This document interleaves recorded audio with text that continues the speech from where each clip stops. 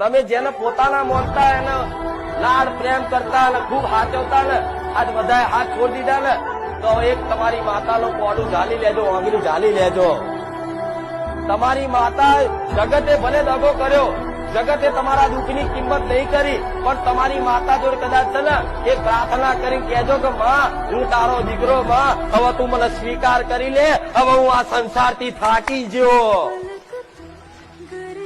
તારે કુળદેવી ગોડા કુળદેવી હરખના આંસુએ રોઈ અને તમે ઓગરી એના આલો ને, પેલા એની ઓગરી પકડો, પછી તમારી માં જોઈ લે કે દીકરાને ખરેખરમાં હવે મારી બાજુ સન્મુખ થયો છે, તારે તમારી માં તમારી ઓગરી ઝાલ લે. અને પછી તો શું કહું, એની તો હવે વર્ણન કરવું મુશ્કેલ છે કે માતા પરી તો શું આનંદ શું કરે, એનું તો આ શબ્દો ઓછા પડે, આ શબ્દો નહીં, આ ભાષાઓ ઓછી પડે.